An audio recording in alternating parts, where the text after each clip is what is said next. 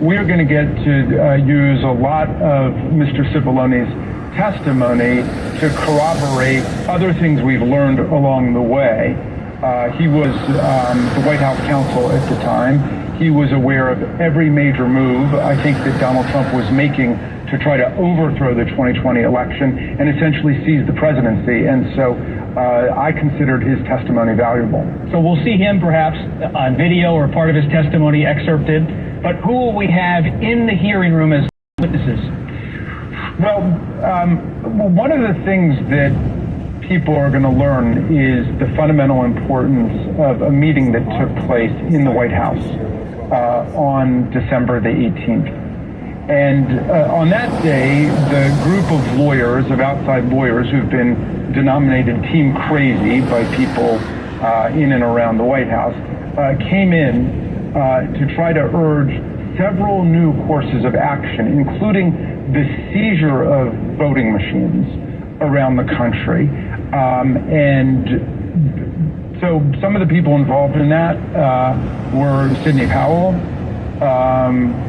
Rudy Giuliani was around for part of that discussion. Michael Flynn was around for that. But against this Team Crazy were an inside group of lawyers who essentially wanted the president at that point to acknowledge that he had lost the election and were far more willing to accept the reality of his defeat at that point. So there will be other witnesses coming. Witnesses who were at the December 18th, 2020 meeting. First-hand witnesses. No, there will be testimony about that. That there will be other kinds of evidence submitted about that. But there will be other witnesses, and I'm afraid I'm not authorized to disclose who those witnesses are at this point. If anyone's authorized, it's you. What about Steve Bannon, the former White House chief strategist, seems to be signaling he's willing to come in. Do you buy it? Is it a genuine offer, and will you accept it? Look, we want everybody's testimony. We've talked to more than 1,000 people. And to me, it vindicates the way our system of justice works and the way that our democracy works and legislative democracy works. Well, I understand from reports today he's had a change of heart, and after watching presumably all of these people come forward, including Cassidy Hutchinson, he's decided that he wants to come in. And if he wants to come in, I'm certain that the committee would be very interested in hearing from him. Would it be closed door with Bannon, or do you want to, because he could go off and pontificate if it was a public live hearing? The way that we have treated every single witness is the same, that they come in, they talk to the committee, if they're going to take a deposition, they're sworn under oath, it's videotaped, it's recorded, and then we take it from there. Bannon was at the Willard Hotel in Washington, 2021, the eve of the insurrection. What are we going to learn from your hearing on Tuesday about the Willard Hotel? Roger Stone, also present at the Willard that night. Steve Bannon, Rudy Giuliani. Is there a real connection between those so-called war rooms, the violence outside, the Proud Boys and the Oath Keepers gathering, and what was happening inside the West Wing? Well, I think your question practically answers itself. Donald Trump was, of course, the central who set everything into motion. He was the person, Bob, who identified January 6th as the date for the big protest. And he announced that in his tweet in the middle of the night on December 19th after a crazy meeting, one that has been described as the craziest meeting in the entire Trump presidency, ended December 18th, and Mark Meadows escorted Rudy Giuliani out the door. It sort of ended at that point, and then just an hour or two later, Donald Trump sent out the tweet that would be heard around the world. The first time in American history when a president of the United States called a protest against his own government, in fact, to try to stop the counting of electoral college votes in a presidential election he had lost. Absolutely unprecedented. Nothing like that had ever happened before. So the story of that tweet and then the explosive effects it had in Trump, and specifically among the domestic violent extremist groups, the most dangerous political extremists in the country at that point. That's it for us today. Thanks for watching Face the Nation. I'm Robert Costa.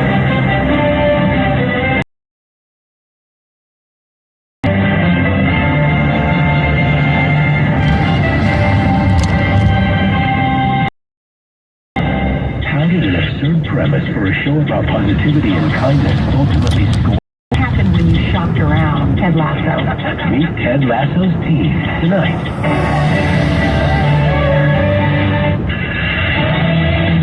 KCBS News Time 9:58. First for traffic, here's Joe. Well, we're not seeing too much traffic around the Bay Area right now. Things have really quieted down over the course of the last hour and a half. Our earlier big delays through San Pablo, those are done with. We had an earlier crash, 80 westbound just after San Pablo Dam Road. All lanes have reopened, not seeing any residual slowing. But we'll let you know what else is going around the Bay Area when we check in at 10:08 here on the Traffic Leader, KCBS. As to the Bay Area, we've got some clouds and fog tonight with an overnight lows in the 60s and 70s. Should be sunny and warm once again tomorrow. Traffic and weather together on the 8th on All News 106.9 and AM 740 KCBS. It is Sunday, July 10th, 2022, and coming up on KCBS. I'm Michael Wald. As crews battle multiple wildfires in California, new technology is helping to provide real-time data and mapping from the sky. I'm Alex Works in Oakland, where the Red Market celebrates Native American culture, community, and entrepreneurship. And another extremely contagious subvariant of COVID is spreading. When you need to know, KCBS AM, KFRC FM, and HD1, San Francisco, Oakland, San Jose, and Odyssey Station. It's 10 o'clock. CBS News on the Hour, presented by Indeed.com. I'm Tom Poti in Washington. It is very hot in much of the country, including Texas. And there, electrical power is under enough strain that ERCOT, which operates the Texas electrical power grid, is now appealing to Texans to conserve energy, meaning use as little as they can, from 2 p.m. to 8 p.m. local time on Monday. Also complicating efforts to contain a spectacular wildfire in Northern California, one endangered a big tourist attraction. Hundreds of firefighters working in dangerous terrain to save ancient trees and to keep the flames away from homes. But with temperatures expected to get hotter through the week, crews are actually resorting to a sprinkler system to protect Mariposa Grove, which is home to more than 500 giant sequoia trees believed to be thousands of years old. That is Brian Hackney of KPIX-TV. Facing criminal charges defying the congressional January 6th investigator Steve Bannon, who came and went a few times as a Trump advisor, now tells the committee he is willing to appear. Loyola law professor Lori Levinson. He has taken the position early on to not comply and not cooperate, which led to him getting charged with the crime of contempt. And this is an effort by him clearly to avoid going through that trial and being convicted.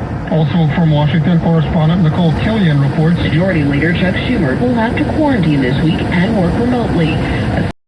Before the leader says he has very mild symptoms and is fully vaccinated and double boosted. Schumer's infection at a time of new increases in COVID cases, most of them due to yet another subvariant of that coronavirus.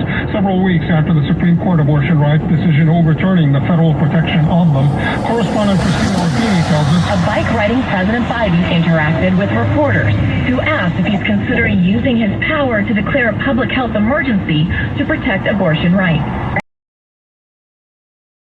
The medical people on the administration can look at whether I have the authority to do that. the cost of snail mail is going up. Among the price increases, a 2-cent raise for first-class mail forever stamps from 58 cents to 60. Less than a year ago, the Postal Service bumped the cost of a forever stamp from 55 cents to 58. The new rates were announced in April. The Postal Service blamed inflation and increased operating costs for the increase. That is CBS's Christopher Cruz. From the sports world, Wimbledon men's final on ESPN.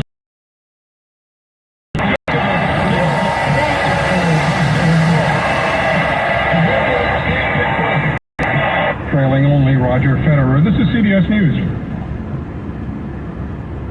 Find great hires fast with Indeed. Their end-to-end hiring solution makes it easy to attract, interview, and hire candidates all in the same place. Visit Indeed.com/credit. This is a paid advertisement for legal services. Ricky LeBlanc, Just Nashville, Mass. Admitted in Massachusetts only. While this firm maintains joint responsibility, most cases of this type are referred to other attorneys for principal responsibility. members, Paul J. Morgan, Winter Park, Florida. Nick Neiswander, Florence, Kentucky. Rich Grabo, 970 Farmington Avenue, West Hartford, Connecticut. 860-904-7789. Michael Bogan Salas, admitted Louisiana. Filing number LA-22-13614. No representation is made that the quality of the legal services to be performed is greater than the quality of legal services performed by other attorneys. I am a paid non-attorney spokesperson. Attention U.S. Marines. Veterans were exposed to toxic chemicals in the drinking water on Camp Lejeune between 1953 and 1987. Exposure to these chemicals the risk for cancer, birth defects, and other serious health problems. If you or a loved one were exposed to contaminated water on Camp Lejeune, you may be entitled to compensation. A new law gives legal those harmed. It is not too late to take action. Call Sokolov Law now for a free legal consultation at 1-800-397-8100. 1-800-397-8100. 1-800-397-8100. Now here's a weird notion from the food world. The group Mischief is back more than a year after releasing some controversial custom Nikes known as Satan's Shoes. But this time, the art collective is rolling ice cream trucks through popular areas of Los Angeles and New York, featuring popsicles of 5 of the most well-known billionaires. We got Bill Gates, we got Jack Ma, Mark Zuckerberg, Jeff Bezos, and the most popular Elon Musk. Let's go, baby. Each one costs about $10. The trucks will be open through Wednesday. Monica Ricks, CBS News. Rich. The U.S. West, not the only part of the world dealing with wildfires. More than 900 firefighters backed by aircraft have been battling a big blaze, that in southern France. Asian financial markets still mixed. U.S. market futures trending down. Dow futures now down about 149 points. Tom Foti, CBS News. It's 10:05 at the Bay Area's news station, KCBS. Partly cloudy tonight with areas of fog at the coast. Good evening. I'm Peter Finch. Here's what's happening.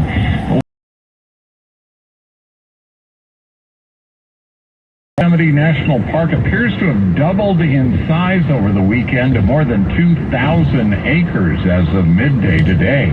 That's according to a map from the National Interagency Fire Center, though fire officials at Yosemite said they were unable to confirm that estimate. 500 mature sequoia trees are still threatened by the blaze. Hundreds of residents and visitors remain under an evacuation order. The cause of the fire containment remains at 0%. And as the Washburn fire grows in the southern portion of Yosemite, residents in the North Bay and the East Bay are expecting to face wildfire smoke. That's from the Bay Area Air Quality Management District, which advisory for Monday. That said, pollutant levels are expected to be in the moderate range. District officials say air quality Monday will not worsen beyond federal health standards. The district reminds Bay Area residents to stay inside with windows and doors closed if they begin to smell smoke.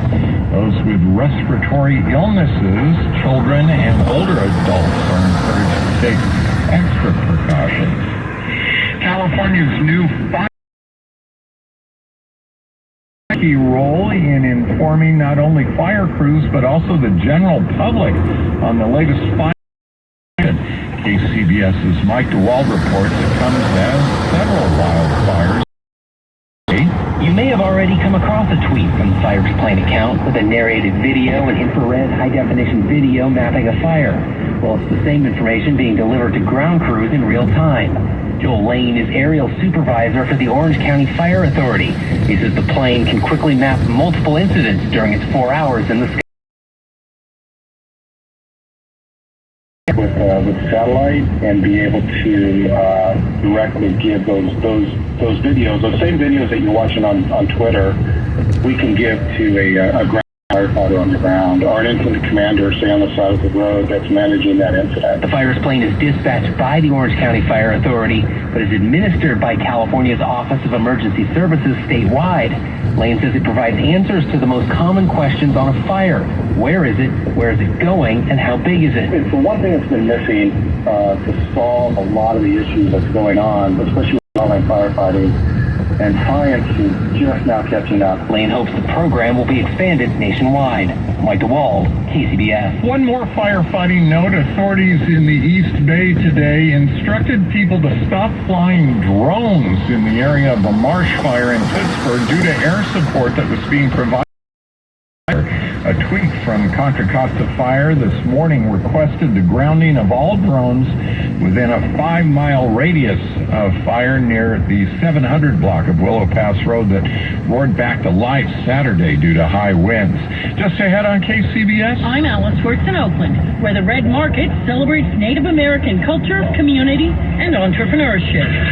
Right now we want to update your Sunday night drive. We go back to the KCBS traffic desk and Joe Hughes. Well, Peter, scanning around and looking at our traffic sensors, that drive late on a Sunday night looking really good pretty much wherever you are in the Bay Area. Not seeing any long, slow stretches of red that would indicate a major slowdown. Things have been very quiet for the last few hours, but if you see anything you'd like to let us know about, you can always do that on the KCBS phone for us. That number is 415-391-KCBS. That's 415-391-5227. You can also check in with us on Twitter at KCBS AM FM Traffic or search hashtag KCBS Traffic. Another check of the roads for you coming up at 10:18 right here on the Traffic Leader, KCBS. Mostly clear tonight except for areas of overnight lows, mid-50s to mid-60s. Tomorrow, partly close, mostly sunny along the bay and inland with highs mid-60s to low 60s at the coast, 70s and 80s along the bay, 90s inland. Traffic and weather together on the 8s on All News 106.9 and AM 740 KCBS. KCBS News Time is 10:10. An 18-year-old Vallejo man drowned in Napa's Lake Berryessa this afternoon. The Napa tweeted that Zaire Watu Fairley lost his life at the Smittle Creek Dayuse area. Witnesses say he was standing on a log and slipped into the water. A group of police officers and nurses who happened to be boating at the lake witnessed the incident. They sped to the scene and brought Fairley to shore while providing life-saving measures. He was airlifted to the hospital where he was pronounced dead. Officials say Fairley was not wearing a life jacket. It is the drowning in 2 weeks at Lake Berryessa. In Oakland's Fruitvale District, the Native American Health Center held its annual Indigenous Red Market. KCBS's Alice Wirtz checked it out. At the corner of 31st Avenue and International Boulevard, the Indigenous Red Market took over the future site for the Native American Health Center, which hosted the event. So where you're standing is going to be a 7-story building. First 2 floors are going to be a new clinic, and the top floors are going to be affordable housing. And so we're going to put that out soon. You're going to be able to apply for affordable housing, and that's open to the public as well. Over 35 vendor booths, including nonprofit organizations and community service partner, Eliza Gallo, Director of Strong Native Workforce. So there is a need to lift the Native American community to be part of today's economy, with education, employment training, counseling, and then couple that with services like healthcare, childcare, social services. That'll help create a stronger individual, but then a stronger Indigenous community. In Oakland, Alice Wirtz, KCBS. Police are investigating a homicide that occurred early this morning in downtown Petaluma. Police say around 1:50 a.m., officers responded to reports of a man being assaulted with a baseball bat in the 100 block of Keller Street. Paramedics attempted life-saving medical assistance, though the man was later pronounced dead. No arrests have been made, and Petaluma police would like to hear from anyone who has information on that attack. We'll have a Sunday night look at sports in less than 3 minutes. KCBS News Time right now is 10:12. You're hearing a lot about building your legacy through real estate investing. But what if you could share in the wealth without actually owning and maintaining properties? I'm Mark Hanf, CEO at Pacific Private Money. We've been helping investors earn returns at above market yields for over a decade through real estate secured debt. dollars with one or more unique fund options, which focus on different segments of the real estate market. Pacific Private Money investors are currently enjoying returns ranging from 6 to 10%. Let's face it, most Americans are not on track to achieve the retirement income they desire. Pacific Private Money can help.